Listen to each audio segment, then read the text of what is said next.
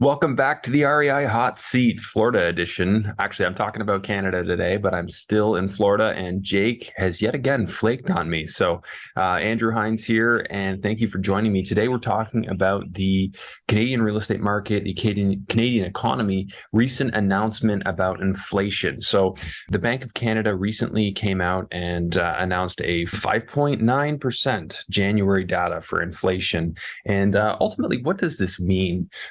If you think about when did the bulk of the inflation happen, and kind of looking back, and it kind of started late 2021 and carried into 2022. But now that we're getting more than a year past when the inflation started, the relative inflation is starting to look less. So you had the bulk of it back in 2022. So when you do a year over year, now all of a sudden it doesn't look like as much. So looking at this article, basically the sentiment is now that we're seeing a slow in inflation, maybe we can pause the rate hikes, because there was some news about a week or two ago where they said now it looks like we're probably going to have to. We saw the bond yields going up. So the employment market was strong. Canada doesn't really seem to have been hurt by the interest rate hikes. So based on the notion that things were looking too positive, maybe we are going to have to raise rates again. However, this news about the inflation is sort of argument in the other direction.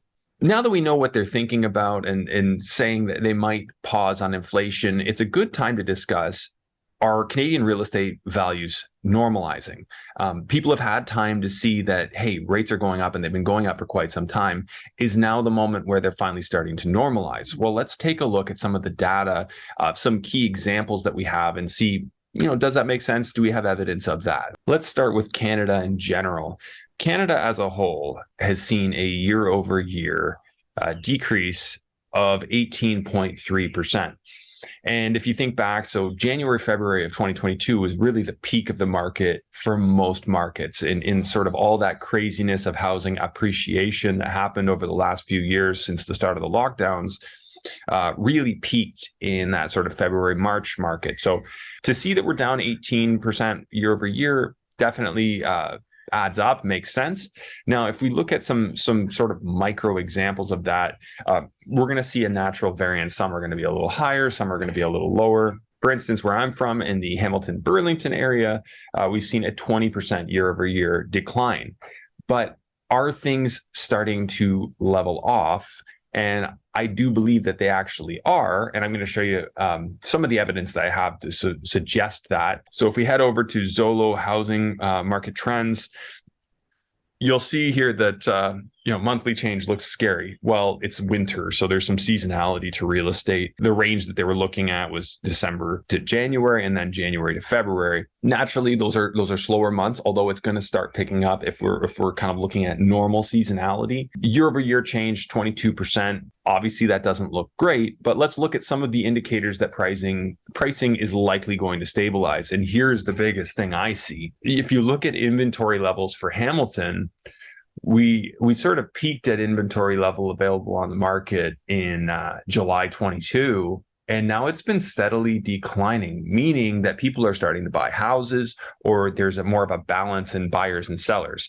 So in terms of the numbers sold, it's declined a little bit, but inventory's come down much more. This would lead me to believe that buying is kind of resuming a normal balance. We were in a seller's market for so long, maybe now we're just going into more of a normal market. What are we seeing here? 34 days on market versus 9. So obviously housing is sitting a bit longer, but the number on the market has come down.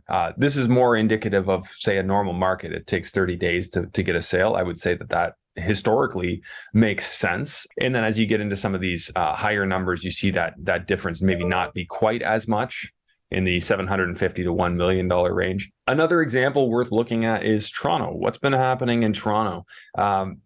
You sure wouldn't know there was a massive inflation crisis followed by massive rate hikes based on looking at this line of median price over the many years. So going back to 2018, you've seen a sort of cyclical, obviously there's some seasonality. We saw a little bit of a price drop back in 2021 here, really 2020. But that was when the lockdown started. People had a lot of uncertainty, and then my market prices just went right back up. So there was that, if you remember back, there was that exodus from Toronto where people were sort of, everyone's locked down. So who wanted to be in Toronto?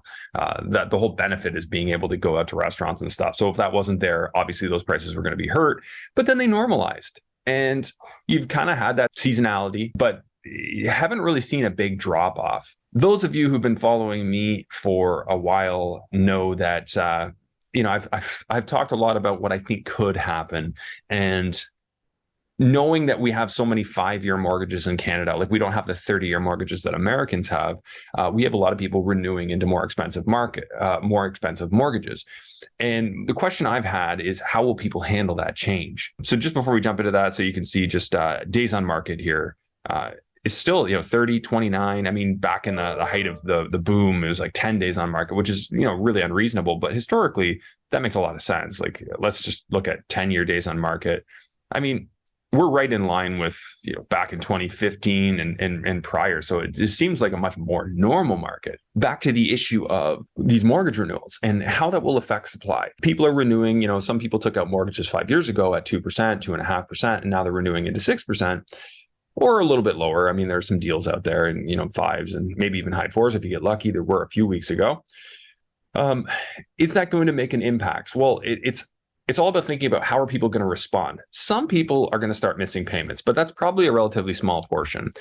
Other people are probably going to make lifestyle changes, rebudget. Maybe they're going to refinance and re-amortize their mortgage. So say they only have 17 years left on their mortgage. Maybe they re-extend it out to 30 years. So there are some scenarios and things that they can do to get those payments down. I imagine the banks will probably work with them on it because the banks don't want people to be missing payments. So just thinking logically through what's likely to happen, it sure seems like we're getting into a lot more of a balanced situation. Probably actually kind of a surprise to me because I didn't think things would level off and normalize so quickly. And I'm not saying that they have. I'm saying that we're seeing some indications that they have, but I'd be very curious what you think. So tell me what you think in the comments. Do you think our housing prices have leveled off? Do you think that our market is now coming into a more balanced, normalized market and that we're likely to start seeing some normal growth in real estate values? And I don't mean those 20% again. Are we going to go back to 2%, 3% growth? Is that something that you think we're going to start to see from here on in?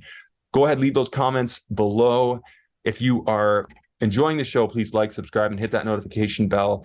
Still a new channel, still growing, and we appreciate all the support we can get. We should be back next week with Jake on the show to show us another off-market deal, so tune in for that one. Thanks again. I'll see you then.